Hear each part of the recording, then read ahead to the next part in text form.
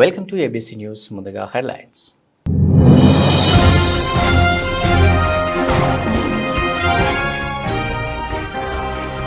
కార్తీక మాసం 3వ సోమవారం పురస్కరించుకుని గోదావరిలో పుణ్యస్నానాలు ఆచరించిన భక్తులు.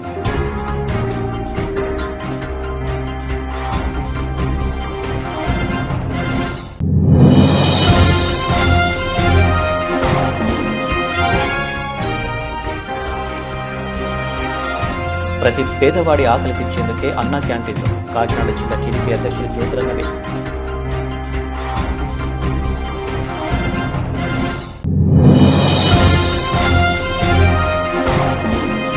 వ్యక్తిత్వ హననం చేయడం దారుణం. టీకేపై వెంటనే కఠిన చర్యలు తీసుకోవాలి. కాంగ్రెస్ సీనియర్ నాయకులు బాలపల్లి డిమాండ్.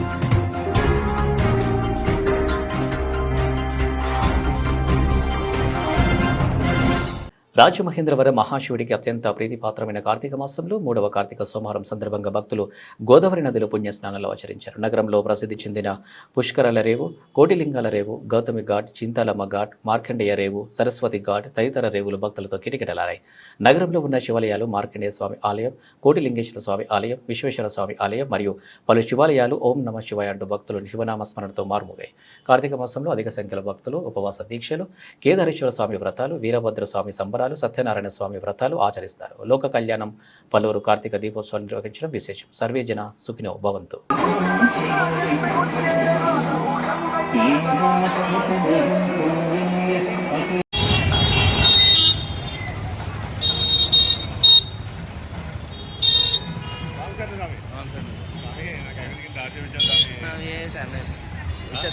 మర్చిపోకూడదు.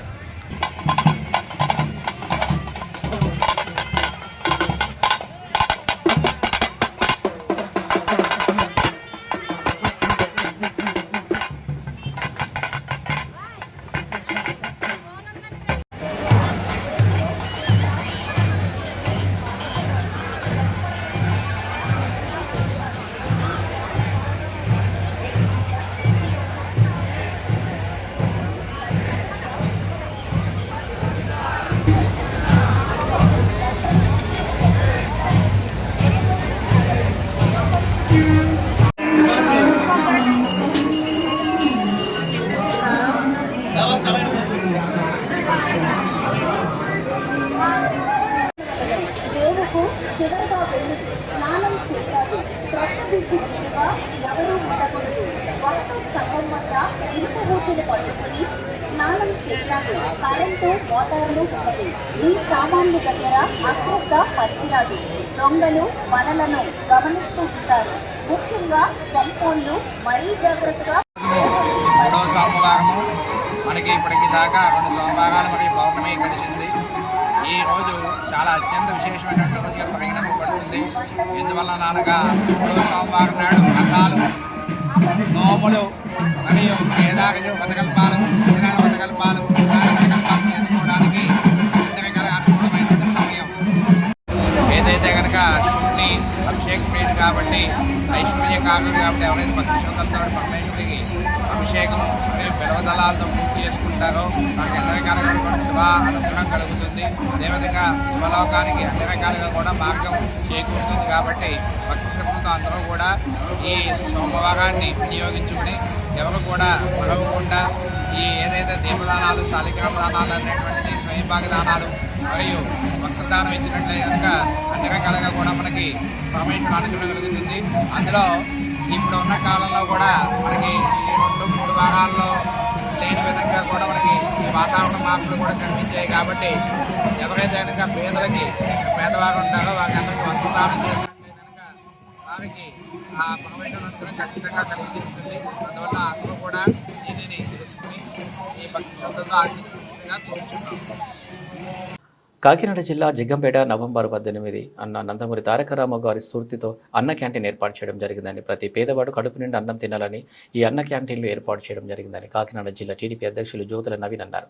2 సంవత్సరాలుగా జగ్గంపేట ఎన్టీఆర్ విగ్రహం వద్ద దాతల సహకారంతో తెలుగుదేశం పార్టీ ఆధ్వర్యంలో జగ్గంపేట శాసనసభ్యులు జ్యోతుల నెహ్రూ ఆదేశాలతో నిర్వహిస్తున్న అన్న క్యాంటీన్ ఈ సోమవారం జగ్గంపేట గ్రామానికి చెందిన కీర్తిశేషులు స్వర్గీయ ఏలుబండి సత్యనారాయణ శ్రీమతి రామలక్ష్మి దంపతులు కుమారుడు జగ్గంపేట సత్యశ్రీ కేబుల్ నెట్వర్క్స్ అధినేత ఏలుబండి గంగరాజు ఆర్థిక సాయంతో నిర్వహించిన అన్న క్యాంటీన్ను ప్రారంభించడం, పేదలకు అన్నదానం చేసిన కాకినాడ జిల్లా టీడీపీ అధ్యక్షులు జ్యోతుల నవీన్ సందర్భంగా ఆయన మాట్లాడుతూ పేదవాడి ఆకలి తీర్చేందుకు టీడీపీ ప్రభుత్వం అన్న క్యాంటీన్ ఏర్పాటు చేసిందని, జగ్గంపేటలో అన్న క్యాంటీన్ ఏర్పడే వరకు దాతల సహకారంతో ప్రతి సోమవారం అన్న క్యాంటీన్ ఏర్పాటు చేస్తున్నామని అన్నారు. కార్యక్రమంలో మండల తెలుగుదేశం పార్టీ అధ్యక్షులు మార్షెట్టి భద్రం, రాష్ట్ర ఆర్యవైశ్య కార్పొరేషన్ డైరెక్టర్ కొత్త కొండబాబు, జిల్లా కార్యాలయ కార్యదర్శి బుర్రి సత్యబాబు, రాష్ట్ర తెలుగు యువత కార్యదర్శి నీలం శ్రీను, నియోజకవర్గ తెలుగు యువత ఉపాధ్యక్షులు బద్ది సురేష్, టీడీపీ యువనేత రాష్ట్ర స్థాయి టౌన్ సెక్రటరీ కోడూరి రమేష్, జిల్లా ఎస్పీసీఎల్ కార్యదర్శి తుమ్మల కిషోర్, మార్షెట్టి రాధ, కొత్త నాగపండు, ప్రేమస్వరూప్, బుజ్జి, నానా, వానశెట్టి శ్రీను, కేసుపోయిన చిన్ని తదితరులు పాల్గొన్నారు.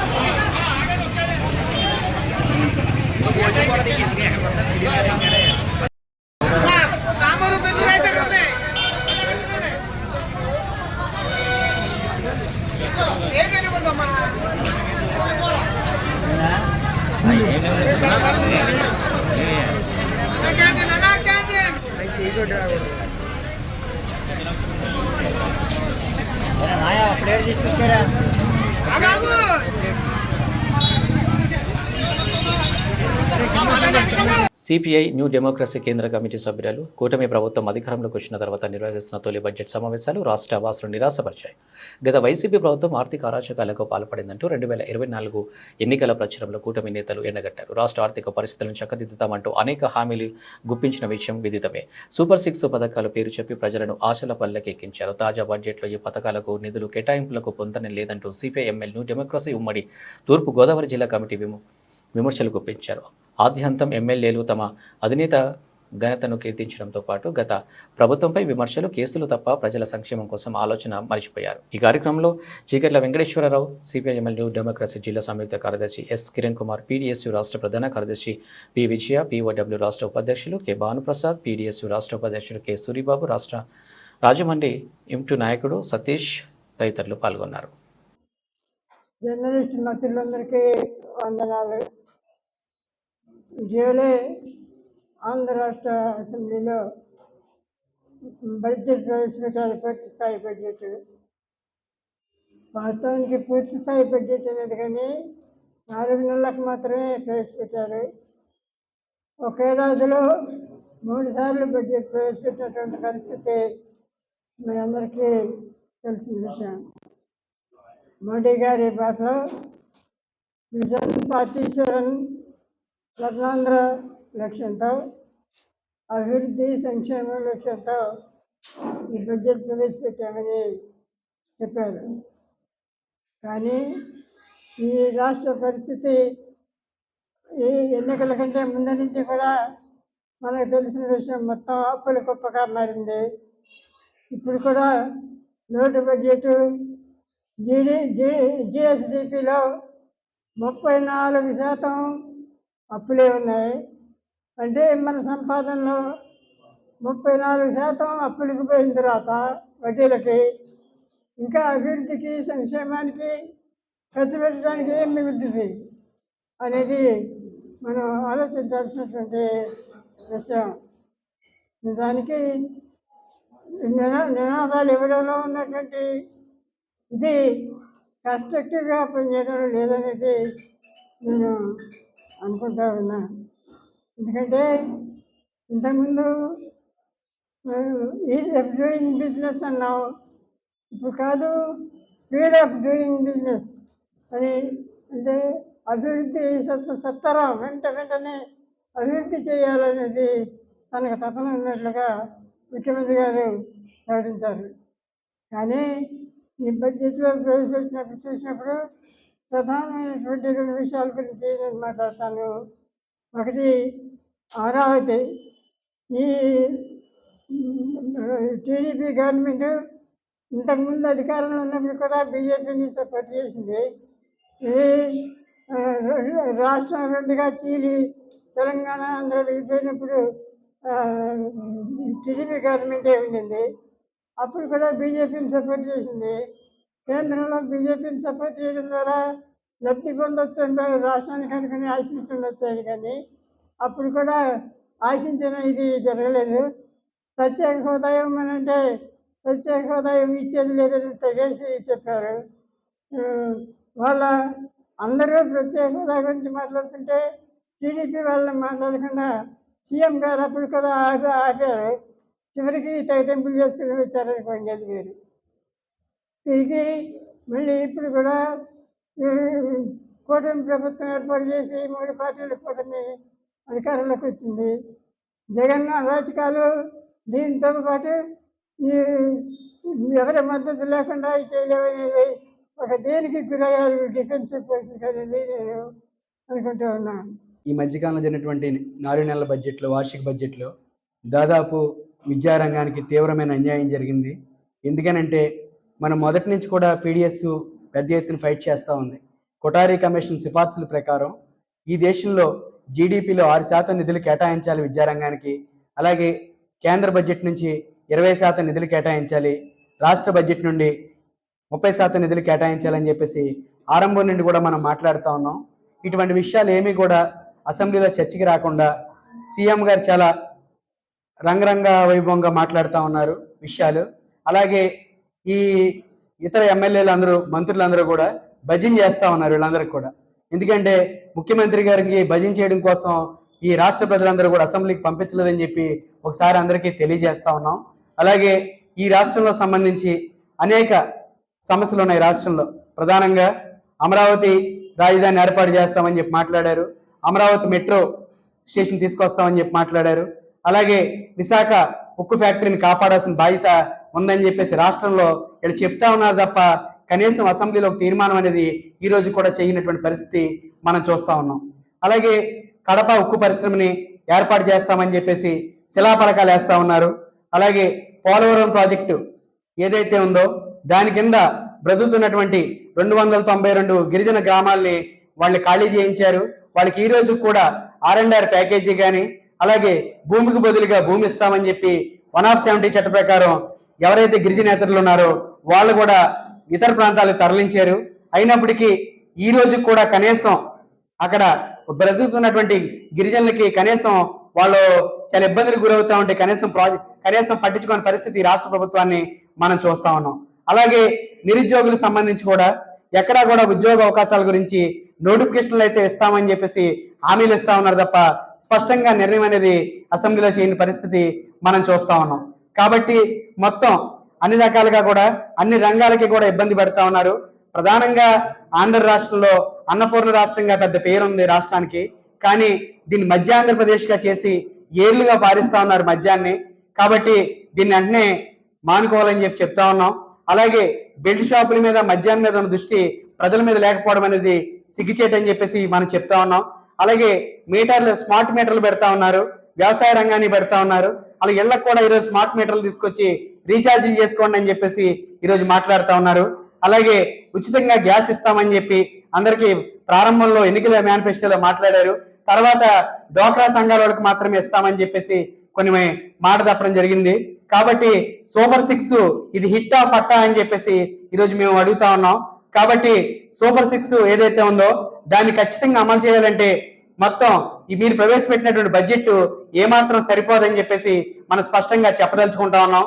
అలాగే రాష్ట్రంలో సంబంధించి వైద్య రంగానికి సంబంధించి కూడా ఈ రోజు కూడా మనం ఉదయం మార్నింగ్ చూస్తే ఈ పేపర్లో కూడా వచ్చింది, ఏదైతే ఆదివాసీ ప్రాంతాల్లో వీళ్ళందరూ కూడా ఈ రోజు కూడా అక్కడ రోడ్డు రవాణా సౌకర్యం లేక వాళ్ళందరూ కూడా ఈ మొత్తం గత 40 సంవత్సరాలుగా కాంగ్రెస్ పార్టీలో క్రమశిక్షణ కలిగిన సైనికుడిగా పనిచేస్తున్నారని, ఇప్పటి వరకు 4 PCC అధ్యక్షులు నాకు అప్పగించిన అన్ని బాధ్యతలను సమర్థవంతంగా నిర్వహించారని, అటువంటి తన వ్యక్తిత్వాన్ని కించపరుస్తూ పార్టీని నడిపించడానికి ఆర్థిక ఇబ్బందులు పడుతున్నానంటూ DCC అధ్యక్షుడు టీకే విశ్వేశ్వరరెడ్డి పదే వ్యాఖ్యానించడం చాలా బాధాకరమని కాంగ్రెస్ సీనియర్ నాయకుడు బాలేపల్లి మురళీధర్ ఆవేదన వ్యక్తం చేశారు.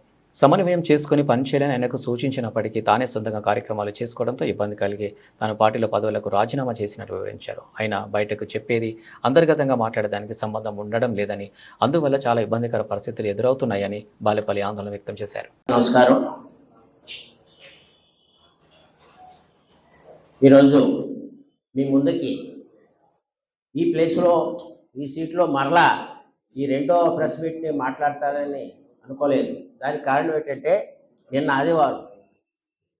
ఆదివారం కాకుండా అంతకు ముందు ఆదివారం నాడు నేను ఇదే సీట్లో కూర్చుని కాంగ్రెస్ పార్టీలో నాకున్నటువంటి నగరాధ్యక్ష పదవికి అలాగే రూరల్ ఇన్ఛార్జ్ పదవికి నా వ్యక్తిగత కారణాల వల్ల రాజీనామా చేస్తున్నట్టుగా ప్రకటించాను. ఆ రోజు మిత్రులు కొంతమంది దీనికి గల కారణాలు ఏంటి అని అడిగారు. అయితే నేను కారణాలు లేకుండా ఏ విషయం ఉండదండి. అయితే నేను ఏదో కారణం చెప్తే రేపు ప్రొద్దుట ఇదే సీట్లో కూర్చుని వేరే వారు వారి యొక్క మైలేజ్ కోసమో ప్రలోభాల కోసమో మెప్పు కోసమో ఏదో మాట్లాడతారు.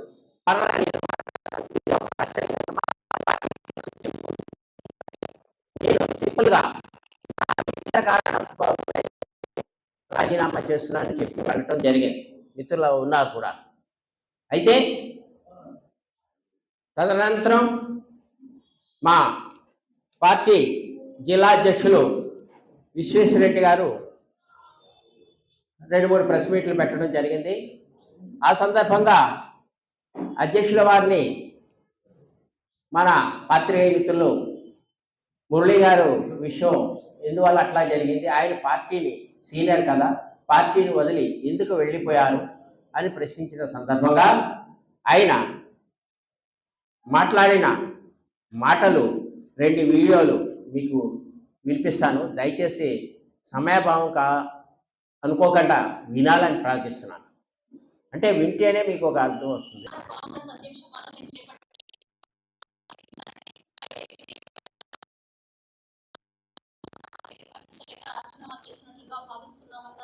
గడిచిన ఎన్నికల్లో ఎమ్మెల్యేగా పోటీ చేసిన వారికి పార్టీ నుంచి ఫండ్ ఇస్తామని చెప్పినప్పటికీ అందలేదన్నారు. బరిలో దిగిన తర్వాత తప్పక ఆయన అప్పు చేసి ఖర్చు పెట్టడం జరిగిందన్నారు. తాను కూడా గతంలో ఎమ్మెల్సీ ఎన్నికల్లో బరిలోకి దిగితే కోట్ల రూపాయలు ఖర్చు అయిందని, ఉన్న స్థలాలను అమ్మేసి అప్పులు తీర్చినట్లు పేర్కొన్నారు.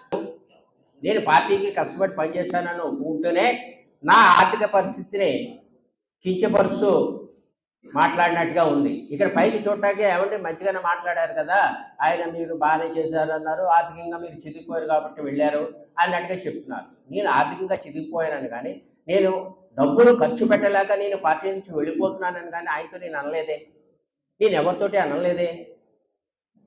ఓకే, నా ఆర్థిక పరిస్థితి గురించి మీకు అనవసరం కదా. అలా అనుకుంటే ఇన్ని సంవత్సరాల నుంచి ఓకే నేనేమో కోటీశ్వరుని అని నేను చెప్పుకోవట్లా, కానీ నాకున్న ఆర్థిక వనరుల పరిధిలోనే నేను ఇన్ని సంవత్సరాలు కాంగ్రెస్ పార్టీని ఎవరిని ₹1 కూడా అనకుండా పార్టీ ఆఫీస్ మెయింటైన్ చేసి పార్టీ నిర్దేశించిన అన్ని కార్యక్రమాలు చేసి పిసిసి ఏ కార్యక్రమం ఇచ్చినప్పటికీ కూడా దాన్ని ఇక్కడ లోకల్గా చేయటమే కాకుండా విజయవాడ ప్రోగ్రామ్స్ ఆఖరికి భారత జోడో యాత్రలో నాకు కర్నూలు జిల్లాలో ఎమ్మిగనూరు అనే గ్రామంలో అంటే మండల కేంద్రం అది, అక్కడ నాకు ఇన్ఛార్జ్గా వేసి నువ్వు వెళ్ళి అక్కడ పని చేయాలంటే 11 రోజులు అక్కడే కారుని డ్రైవర్ని తీసుకుని వెళ్ళి నేను పనిచేసి లక్షలాది రూపాయలు వెచ్చించా. అలాగే కాంగ్రెస్ పార్టీ ఆదేశిస్తే ఏ కార్యక్రమాన్ని చేశా, కాంగ్రెస్ పార్టీ ఆదేశిస్తే పోలవరం పాదయాత్రలో పాల్గొని నా వంతు సహకారాన్ని అందించి నేను చేశా. ఇన్ని చేసిన వ్యక్తిని మీరు ఒకటి గమనించాలి అయ్యా, మీరు పైకి మాట్లాడేది ఒకటి, అంతర్గతంగా మీ ఆలోచన ఒకటి.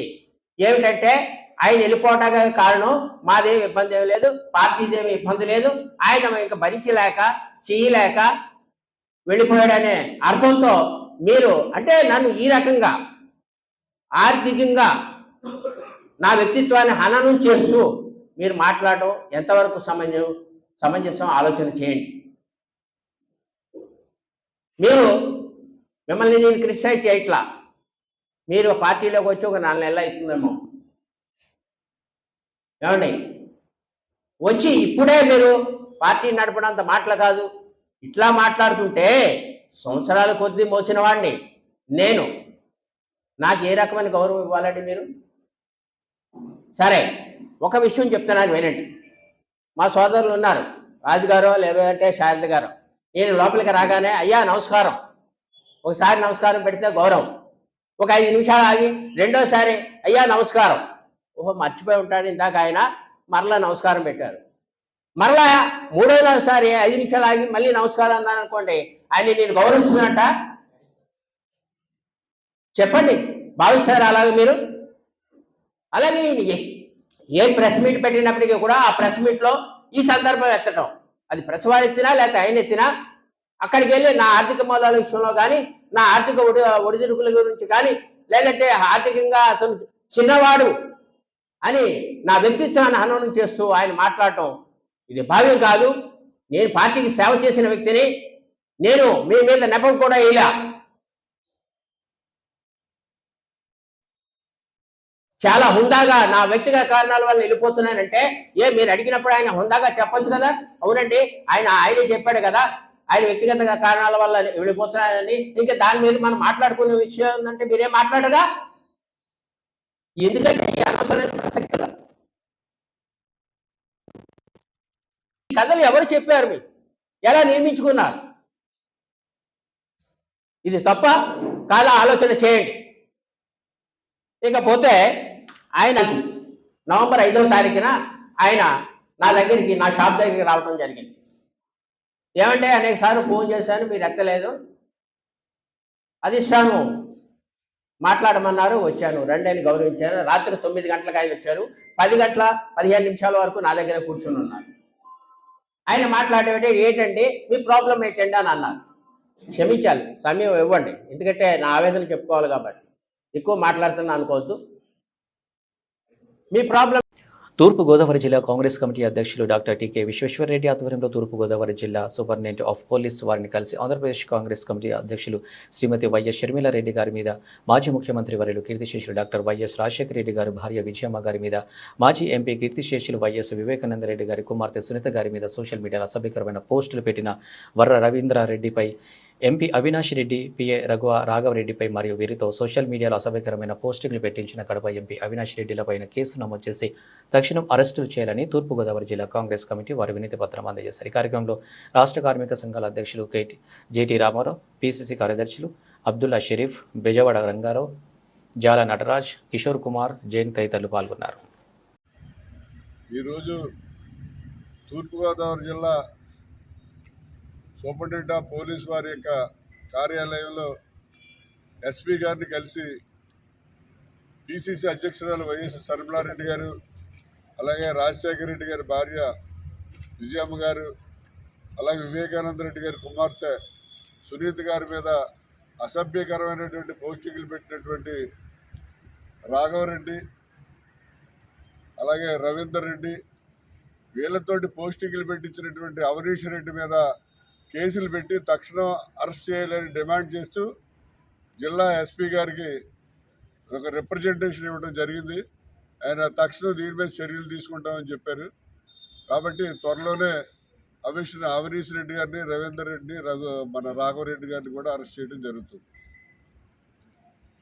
అసెంబ్లీ సమావేశాలు అంటే రాష్ట్ర భవిష్యత్ కోసమో, ప్రజల సంక్షేమం కోసమో చర్చలు జరగాలని, అందుకు భిన్నంగా అసెంబ్లీ సమావేశాలు జరగడం బాధాకరమని, గాలి ఓటంలో గెలిచినోళ్లను చంద్రబాబు రాజకీయ భిక్షతో హోదాలు అనుభవిస్తున్న వాళ్ళు నీతి వ్యాఖ్యలు పలకడం, నీతి సూక్తులు చెప్పడం వంటివి చూస్తుంటే దయ్యాలు వేదాలు పలుకుతున్నట్లు అంటున్నాయని, దేవాలయం వంటి అసెంబ్లీలో ఏకపాత్ర అభినయం పోషిస్తున్న పవన్ కళ్యాణ్ అటువంటి నేతలతో వీక్షకులు విసుగు చెందుతున్నారని, ఏకఛత్ర అభినయ మహాసభలో ఒకరికొకరు కితాబులు ఇచ్చుకుంటున్నారని, ప్రత్యర్థి పార్టీలు లేకుండానే నేను అతిపెద్ద మగాడిని అంటూ తనకు తానే చెప్పుకోవడం చూస్తుంటే తోటి శాసనసభ్యులు నవ్వుకుంటున్నారని, రాజకీయ విమర్శలకు, సొంత పొగడతలకు అసెంబ్లీని వేదికగా చేసుకోవడం మూర్ఖపు చర్యలని, రాష్ట్ర భవిష్యత్ కోసం, భావితరాల అభివృద్ధి కోసం అసెంబ్లీలో చర్చించుకోకుండా సొంత లాభాల కోసం వీధి నాటకాలను పరిపిస్తున్న అసెంబ్లీ సమావేశాలు, నాటకాలను కట్టబెట్టి విలువలు, అభివృద్ధి, ఆత్మగౌరవంకై అసెంబ్లీ సమావేశాలను నిర్వహించాలని ఆయన సూచించారు. ఈ సమావేశంలో ఆర్టీసీ సీనియర్ సెక్యులర్స్ సర్వశ్రీ సింహ దుర్గారావు, దుడ్డే త్రినాథ్, వర్ధనపు శరత్ కుమార్, దోషి నిశాంత్, గుడ్ల సాయి, దుర్గాప్రసాద్, బాస సోనియా, ఆకుల మణికాంత్, మాస అప్పాయమ్మ, బత్తెన శివనారాయణ, పసుపులేటి వీరాజు, బూడిద సత్యనారాయణ, సుంకర వెంకట రంగారావు, కంచర్ల సత్యనారాయణ, అల్లాడ రమేష్, సింహాద్రి తిలక్, అడప శేషగిరి, చవల రాజేష్, దోషి సుజల్, దోషి మోక్ష తదితరులు పాల్గొన్నారు. రాష్ట్రీయ ప్రజా కాంగ్రెస్ స్వాతంత్ర సమావేశానికి ఇచ్చేసినటువంటి పార్టీ సెక్యులర్స్ అందరికీ నా ప్రత్యేక ధన్యవాదాలు. ఈరోజు ఆంధ్రప్రదేశ్లో ప్రజల పరిస్థితి ఏంటి, అసలు అసెంబ్లీ దేనికి వేదికగా మారుతుంది అనే దాని మీద ఒక పెద్ద ప్రశ్న ప్రజలుగా ఉంది. ఇలా అసెంబ్లీ సమావేశాలంటే మాకు తెలిసి పూర్వం పెద్దల కాడి నుంచి లేదు, అసెంబ్లీ నిబంధనల మేరకు కూడా ఒకటి నియోజకవర్గ సమస్యల మీద, అలాగే రాష్ట్ర భవిష్యత్తు మీద, అలాగే భావితరాల భవిష్యత్తు కోసం చర్చలు జరగాలి. దానికోసం ఏదైనా ఫండింగ్ ఏదైనా ఉంటే నిధులు కేటాయింపులు జరగాలి. ఆ దిశగా అభివృద్ధి కార్యక్రమాల మీద దృష్టి సారించాలి. దురదృష్టవశాత్తు ఈరోజు అసెంబ్లీలో ఎవరు ఏం మాట్లాడుతున్నారో అర్థం కాదు. అసలు ఎవరి కోసం మాట్లాడుతున్నారో అర్థం కాదు. మాట్లాడుకోవడానికి ప్రతిపక్షం కూడా లేదు. స్వపక్షంలో ఉంటూ మీరు కూడా సరే వాళ్ళకి ప్రజలు పనిష్మెంట్ ఇచ్చారో లేదు మరొక రకంగా పనిష్మెంట్ ఇచ్చారో అనే దాన్ని ప్రక్కన పెడితే స్వపక్షం అయినటువంటి మీరు అసెంబ్లీలో దేనికోసం చర్చిస్తున్నారు? ఇంకా బయట ఉన్నటువంటి ఆ ప్రతిపక్ష నాయకుల కోసమే విమర్శలు చేసుకుంటున్నారు, వాళ్ళ మీద జోకులు వేసుకుంటున్నారు, మిమ్మల్ని మీకు మీరు కితాబులు ఇచ్చుకుంటున్నారు. రాష్ట్ర ప్రజలకు కావాల్సింది ఇది కాదు. మీ యొక్క భవిష్యత్ కార్యాచరణ ఏంటి, ఆంధ్రప్రదేశ్ భవిష్యత్తు ఏంటి, అలాగే ఆంధ్రప్రదేశ్కి కావాల్సినటువంటిది ఏంటి, నిధులు ఏ విధంగా సమకూరుస్తారు, కేంద్రం నుంచి ఏ విధంగా తీసుకొస్తారు, అసలు ఇక్కడ ఉపాధి అవకాశాలు ఉంటాయా లేవా అనేది ఈరోజు యువత ఆందోళన చెందుతున్నారు. ఆంధ్రప్రదేశ్ భవిష్యత్తు ఏంటన్నది అర్థం కావట్లేదు. చంద్రబాబు నాయుడు లాంటి సీనియర్ నేత అసెంబ్లీలో ఉండి కూడా వారు కూడా ఒక భజన కార్యక్రమానికి భజన చేస్తున్నారు తప్ప ఆంధ్రప్రదేశ్ భవిష్యత్తు కోసం నా ప్రణాళిక ఇది, ఇంకో కేంద్రం మెడలు ఉంచి తీసుకొస్తాను, మనకు ఉన్నటువంటి బకాయిల్ని ఇప్పుడు ఫర్ ఎగ్జాంపుల్ విభజన హామీలని ఖచ్చితంగా ఆంధ్రప్రదేశ్కి కేటాయింపులు జరగాలి, విభజన చట్టం ప్రకారం రావాల్సినటువంటి హక్కులు, దీని మీద మాట్లాడటం లేదు. ఎప్పుడు నిరంతరం మాట్లాడేటువంటి ఏంటంటే జగన్మోహన్ రెడ్డి నాశనం చేశాడు. సరే, జగన్మోహన్ రెడ్డి నాశనం చేశాడు, ప్రజలు పనిష్మెంట్ ఇచ్చారు కదా, మీరు ఏం చేస్తారో మాకు కావాలి. అంతేగాని జగన్మోహన్ రెడ్డి మీరు తిట్టుకోవడానికి ఎమ్మెల్యేని అసెంబ్లీని వేదికగా మార్చుకోమని కాదు. ప్రతిపక్షం లేని టైంలో నేను మగాడిని అనడం మూలంగా ఎవరికి ఉపయోగం లేదు. దీని మేము స్వపక్షానికి మేము చెప్పేటటువంటిది ఏంటంటే ఈ ఆంధ్రప్రదేశ్కి ఒక అభివృద్ధి కార్యాచరణ కావాలి, భవిష్యత్ కార్యాచరణ మీద ఒక భరోసా కావాలి. ఏమీ లేకుండా మరీ ఘోరంగా ఈరోజు అసెంబ్లీ సమావేశాలు జబర్దస్తి కామెడీని మించిన కామెడీ జరుగుతుంది. జబర్దస్తి కామెడీని జనాలందరూ ఎంత కామెడీగా చూస్తారో అసెంబ్లీలో మాట్లాడుకునేటటువంటి అన్నీ కూడా ఒక కామెడీ షో కింద ఉంటాయి. ఈరోజు 4 అడుగులు ముందు వేసి పవన్ కళ్యాణ్ గారు అయితే ఆయన బ్రహ్మాండమైన కామెడీ చేస్తున్నాడు. ఈ సమావేశంలో అతను చెప్పాలనుకునేటువంటి విజన్ ఏమీ లేదు. బయటేమో ఎవరు అనితమ్మ గారు లా అండ్ ఆర్డర్ని సర్వనాశనం చేసేస్తున్నారు, హోంశాఖ ఎందుకు పనికిరాదు అది నాకు ఇవ్వండి అంటారు. లోపలేమో ఇద్దరు సెకండ్స్ తీసుకుంటారు. అసలు మీరు ప్రజలు పిచ్చోడం చేస్తున్నారా, మీరు పిచ్చోడా అనేది మొట్టమొదట జనాలకు అర్థం కావాలి. అసలు మీరు ఏం చేయాలనుకుంటున్నారు? ఈ రాష్ట్రంలో శాంతి భద్రతలో సజావుగా లేవని ఒక ముఖ్యమంత్రి ఉప ముఖ్యమంత్రి స్థానంలో మీ నోటప్పుడు వచ్చిన తర్వాత మీరు ప్రభుత్వానికి మీరు చెప్పాల్సింది ఏంటి? చంద్రబాబు నాయుడు కుటుంబంలో మీరు ఒక బాధ్యతారహితంగా ఉన్నారు, బాధ్యతగా ఉంటే బాధ్యతారహితంగా మీరు మూవ్ అవుతున్నారు. దీని మూలంగా ఈ రాష్ట్రానికి ప్రమాదాలు కొంచెం ఉన్నాయి. లా అండ్ ఆర్డర్ అసలు లేవని మీ నోటితో మీరు చెప్పారు. లేదు అంటే మీరు రాష్ట్రీయ ప్రజా కాంగ్రెస్ పార్టీ నుంచి చంద్రబాబు నాయుడు గారికి మీరు ఎంతో ధీమాగా చెప్పారు. ఏంటి, నేను అనుకుంటే చంద్రబాబు నాయుడు గారు హోంశాఖ నాకు ఇచ్చేస్తారు అని అంత ఈజీగా చెప్పారు. మీకు ఉన్నటువంటి నమ్మకానికి మేము చంద్రబాబు నాయుడు గారికి కూడా మేము ఒక అప్పీల్ చేస్తున్నాం. ఏంటంటే హోమ్ మినిస్టర్గా పవన్ కళ్యాణ్ గారికి ముందు అర్జెంటుగా ఆయన ఆసక్తిని నెరవేర్చి, ఆయన కోరిక నెరవేర్చి ఉప ముఖ్యమంత్రి పదవిని అనితమ్మ గారికి ఇచ్చి మొత్తం మీద రాష్ట్రం ఏమైనా బాగుపడుతుందేమో ఒకసారి చూద్దాం. ఇప్పుడు ఆయనే చెప్తున్నాడు రాష్ట్రం శాంతి భద్రత సంస్థలన్నీ సర్వనాశనం అయిపోయినాయని. మరి చంద్రబాబు నాయుడు గారు మౌనంగా ఉన్నారు దీని మీద. నా పాలనలో రాష్ట్ర ప్రభుత్వం సజావుగా ఉంది, శాంతి భద్రత పక్కాగా ఉన్నాయి అని చెప్పడానికి కూడా చంద్రబాబు నాయుడు గారు ఎందుకో సాహసిస్తారు. వాళ్ళ బలహీనతలు ఏంటో మాకు తెలియదు. ఈ రాష్ట్ర ప్రయోజనాలు రాష్ట్రీయ ప్రజా కాంగ్రెస్ పార్టీకి కావాలి. ఈ రాష్ట్ర అభ్యున్నతి భావితరాల భవిష్యత్తుకి రాష్ట్రీయ ప్రజా కాంగ్రెస్ పార్టీ కట్టుబడి ఉంది. అందుకని ఇప్పుడు ఉన్నటువంటి ప్రభుత్వం ఖచ్చితంగా రాష్ట్ర ప్రయోజనాల మీద దృష్టి కేంద్రీకరించకపోతే ఖచ్చితంగా మీకు రాష్ట్ర ప్రజలు సరైనటువంటి గుణపాఠం చెప్పక తప్పదు అని రాష్ట్రీయ ప్రజా కాంగ్రెస్ పార్టీ నుంచి ఈ కూటమి ప్రభుత్వాన్ని హెచ్చరిస్తాం. తూర్పు పశ్చిమ గోదావరి ఎమ్మెల్సీ పట్టభద్రుల ఓటర్లుగా నవంబర్ 17వ తేదీ నాటికి 63,282 మంది గ్రాడ్యుయేట్స్ ఓటర్లుగా తమ దరఖాస్తులు నమోదు చేసుకోవడం జరిగిందని జిల్లా కలెక్టర్ పి ప్రశాంత్ పేర్కొన్నారు. సోమవారం ఉదయం జిల్లా కలెక్టర్ ఛాంబర్లో కలెక్టర్ పి ప్రశాంత్ రాజకీయ పార్టీల ప్రతినిధులతో పట్టభద్రుల ఓటర్ల నమోదు ప్రక్రియపై సమావేశం నిర్వహించారు. ఈ సందర్భంగా కలెక్టర్ పి ప్రశాంత్ మాట్లాడుతూ మండలాల వారీగా తూర్పు పశ్చిమ గోదావరి ఎమ్మెల్సీ పట్టభద్రుల ఓటర్లుగా తూర్పు గోదావరి జిల్లాకు చెందిన దరఖాస్తులు నవంబర్ 17వ తేదీ నాటికి 63,282 దరఖాస్తులు వచ్చాయని, ఇందులో ఆన్లైన్ ద్వారా 12,883, ఆఫ్లైన్ ద్వారా 31,015 దరఖాస్తులు గ్రాడ్యుయేట్ ఓటర్లు నమోదు చేసుకోవడం జరిగిందన్నారు. ఈ కార్యక్రమంలో వివిధ రాజకీయ పార్టీల నాయకులు, బీజేపీ జిల్లా ప్రధాన కార్యదర్శి B Ramachandra Rao, BSP party Patnala Vijay Kumar, Aam Aadmi Party జిల్లా అధ్యక్షులు వై శ్రీనివాసరావు, సిపిఐఎం జిల్లా సెక్రటరీ టి అరుణ్ తదితరులు పాల్గొన్నారు.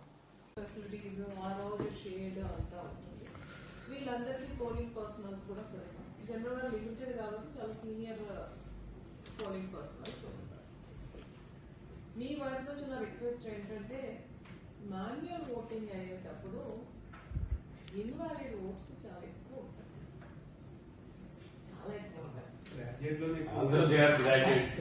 అందరూ గ్రాడ్యుయేట్స్, టీచర్స్ టెన్షన్ అయినా ఏమైనా కూడా అంటే ఇవి ఇలా మిక్స్ చేసేటప్పుడు అది సరిగా ఫోల్డ్ చేయకపోవడం వల్ల అటు నుంచి ఇట్లా.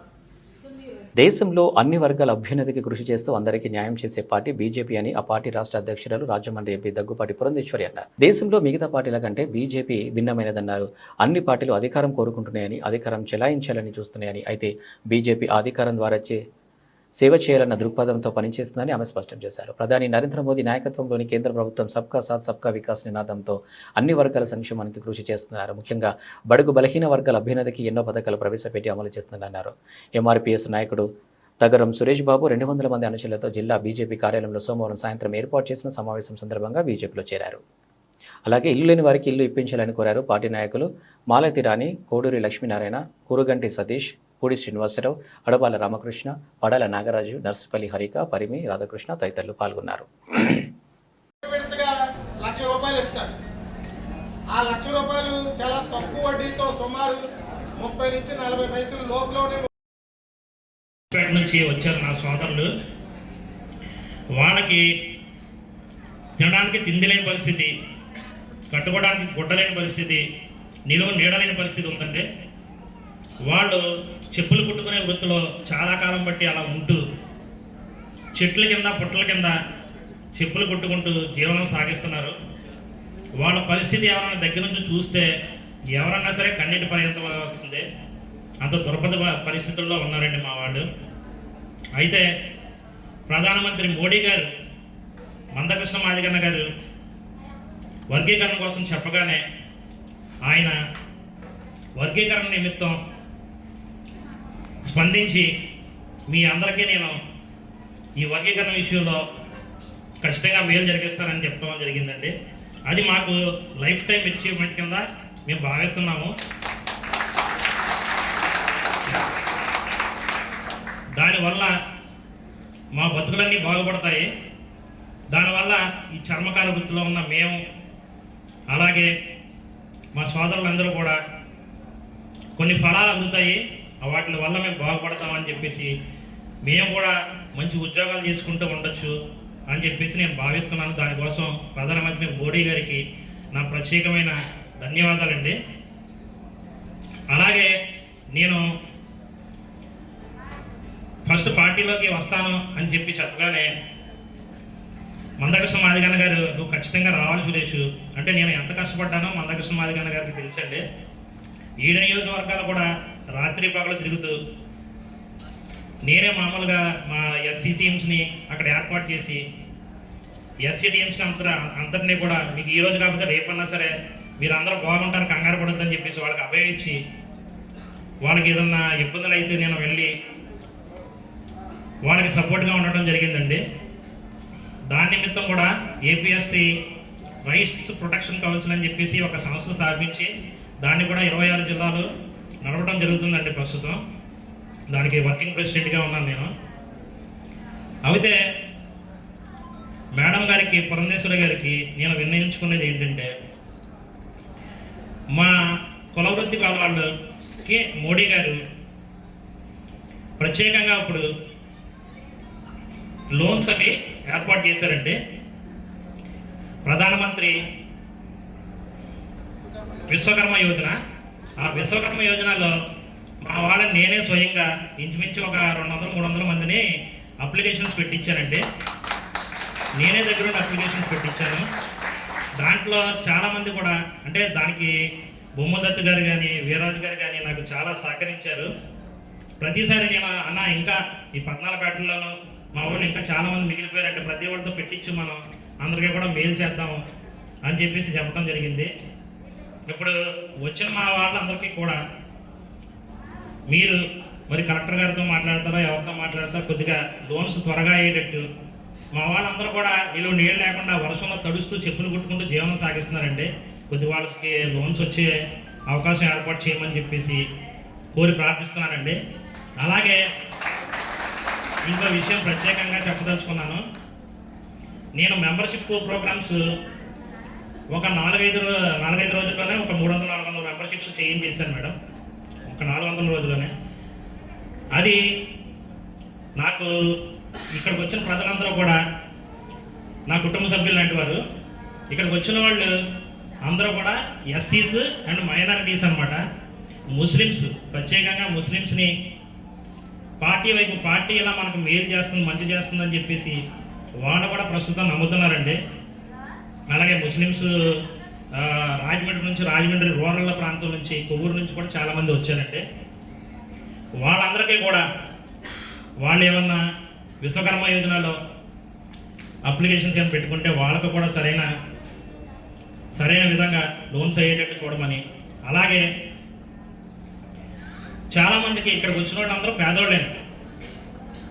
వాళ్ళందరికీ కూడా ఇన్ ఫ్యూచర్ ఇల్లు ఇచ్చే సమయంలో వాళ్ళందరికీ కూడా చూసి, అర్హుల్ని చూసి ఖచ్చితంగా వాళ్ళందరికీ ఇల్లు ఇవ్వాలని చెప్పేసి, మైనారిటీస్ని, ఎస్సీస్ని మీరు ఆదుకోవాలని చెప్పేసి మళ్ళీ కోరి ప్రార్థిస్తున్నాను మేడం. సోదరుడు సురేష్ గారు వారు సహచర బృందంతో పెద్ద సంఖ్యలో వారందరూ వాళ్ళ భారతీయ జనతా పార్టీలో చేరడం జరిగింది. చేరుతున్నటువంటి సందర్భంలో వారు కేవలం వారి వర్గం వారి, అంటే మాదిగ వర్గం వారి మైనారిటీ కూడా వాళ్ళ పార్టీలో చేరారు. వారు మాట్లాడుతున్నప్పుడు వారు చెప్పినటువంటి విషయం ఏమిటంటే, ఎవరి వద్దకు వెళ్ళి భారతీయ జనతా పార్టీ సభ్యులు కండి అని చెప్పి అడిగినప్పుడు, ఎందుకంటే వారి సభ్యత్వ నమోదు కార్యక్రమంలో కూడా చాలా చురుగ్గా పాల్గొన్నారు. మా పార్టీలో లేకపోయినా ఇప్పటి వరకు వారు చురుగ్గా పాల్గొనడం జరిగింది. ఎవరిని అడిగినా సరే సానుకూలమైనటువంటి భావనతోటి అందరూ కూడా ముందుకు వచ్చి భారతీయ జనతా పార్టీలో చేరడానికి తమ సంసిద్ధతను వ్యక్తపరుస్తున్నారు అని చెప్పి వారు చెప్పడం జరిగింది. మరి భారతీయ జనతా పార్టీ సమాజంలో ఉన్నటువంటి అన్ని వర్గాల వారికి న్యాయం చేయాలి అనేటువంటి ఆలోచనతో, భావనతో పనిచేస్తున్నటువంటి పార్టీ. అదేవిధంగా గడిచిన 10-15 సంవత్సరాలుగా దేశానికి ఏ విధమైనటువంటి సుపరిపాలన అందించిందో ప్రజలందరూ చూడటం జరిగింది. ఇది మాత్రమే కాకుండా ఆంధ్ర రాష్ట్రానికి పెద్ద ఎత్తున తన సహకారాన్ని మరి కేంద్ర ప్రభుత్వం అందిస్తున్నటువంటి విషయం మనందరికీ తెలుసు. ఈ మధ్యనే మనం చూసాము, మన అమరావతి నిర్మాణానికి సంబంధించి 15,000 కోట్ల రూపాయలని కేంద్ర ప్రభుత్వం మంజూరు చేయడం మాత్రమే కాకుండా మరి వరల్డ్ బ్యాంక్ వారు కూడా వచ్చి మన ముఖ్యమంత్రి గారు చంద్రబాబు నాయుడు గారితో మాట్లాడి వారు అన్ని విషయాలు కూడా సానుకూలంగా వారు స్పందిస్తూ మరి అమరావతి నిర్మాణానికి వారి సహకారాన్ని అందించడానికి సంసిద్ధతని వారు వ్యక్తపరచడం జరిగింది. మరి అంతకుముందు హడ్కో చైర్మన్ కూడా ఇక్కడికి వచ్చి చంద్రబాబు నాయుడు గారితో వారు సమావేశం అవ్వడం జరిగింది. వారు కూడా ఇక్కడ నిర్మాణానికి కావలసినటువంటి సంపూర్ణ సహకారాన్ని కేంద్ర ప్రభుత్వం వారి మాధ్యమంగా అందిస్తున్నటువంటి విషయం ప్రజలందరూ కూడా గమనిస్తున్నారు అని చెప్పి నేను భావిస్తున్నాను. అదేవిధంగా పోలవరం నిర్మాణానికి సైతం 12,500 కోట్ల రూపాయలు మాత్రమే కాకుండా డయాఫ్రమ్ వాల్ ఇవాళ సంపూర్ణంగా దెబ్బతిన్నటువంటి విషయం మనందరికీ తెలుసు. దాని నిర్మాణానికి వాళ్ళ కొత్త డయాఫ్రమ్ వాల్ నిర్మాణం చేయవలసినటువంటి ఆవశ్యకత ఉన్నటువంటి సందర్భంలో దానికి సైతం కేంద్ర ప్రభుత్వం ఇవాళ తన సంపూర్ణ సహకారాన్ని అందిస్తూ 12,500 కోట్ల రూపాయలు కాకుండా అదనంగా ఇంకో 900 కోట్ల రూపాయలు పైచిలుకు కోట్ల రూపాయలని డయాఫ్రమ్ వాల్ నిర్మాణానికి కూడా అందించడానికి తమ సంసిద్ధతని వ్యక్తపరచడం జరిగింది. మరి రోడ్ల నిర్మాణం అంటారు, అసలు మనందరికీ తెలుసు గ్రామీణాభివృద్ధి మీద గత ప్రభుత్వం ఏ విధంగా సీతకన్ను వేసిందో మనందరికీ తెలుసు. రోడ్ల పరిస్థితి అయితే దుర్భరంగా ఉన్నటువంటి నేపథ్యంలో కేంద్ర ప్రభుత్వం పంచాయతీరాజ్ మంత్రిగా ఉన్నటువంటి పవన్ కళ్యాణ్ గారు ఏదైతే నాయకత్వం వహిస్తున్నటువంటి పంచాయతీరాజ్ మంత్రిత్వ శాఖ ఉన్నదో దాని మాధ్యమంగా పవన్ కళ్యాణ్ గారు డిప్యూటీ సీఎం గారి మాధ్యమంగా ఇవాళ కేంద్ర ప్రభుత్వం 4,800 కోట్ల రూపాయలు రోడ్ల నిర్మాణానికి ఇచ్చినటువంటి విషయం మనం గమనించాలి. మనం చూస్తున్నాం ఇవాళ రోడ్లకు ఏ విధంగా నిన్న మొన్న కూడా ముఖ్యమంత్రి గారు చంద్రబాబు నాయుడు గారు శంకుస్థాపనలు కూడా చేశారు. కనుక రోడ్ల నిర్మాణానికి సైతం ఇవాళ కేంద్ర ప్రభుత్వం గ్రామీణాభివృద్ధి మీద ప్రత్యేకమైనటువంటి దృష్టి పెట్టి పెద్ద ఎత్తున ఫండ్లు ఇవ్వడం జరిగింది. అదేవిధంగా ఏదైతే ట్యాక్స్ డెవల్యూషన్ ఉంటుందో కేంద్ర ప్రభుత్వం కలెక్ట్ చేసేటువంటి ట్యాక్స్లు ఏవైతే ఉంటాయో దానిలో 42% రాష్ట్రాలకు ఇస్తున్నటువంటి సందర్భంలో మన రాష్ట్రానికి 7,800 కోట్ల రూపాయలు మన రాష్ట్రానికి 2 నెలలకు గాను ఇవ్వడం జరిగింది. బులెటిన్ ముగించే ముందు హెడ్లైన్స్ మరోసారి.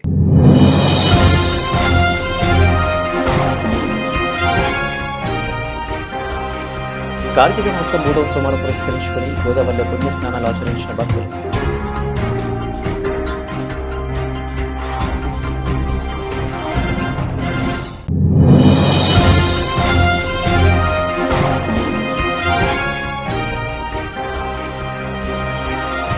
ప్రతి పేదవాడి ఆకలి తీర్చేందుకే అన్నా క్యాంటీన్లు. కాకినాడ జిల్లా టీడీపీ అధ్యక్షులు జ్యోతిరన్నవి.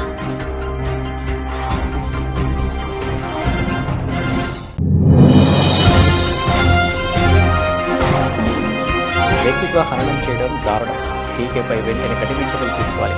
కాంగ్రెస్ సీనియర్ నాయకులు బాలపల్లి డిమాండ్.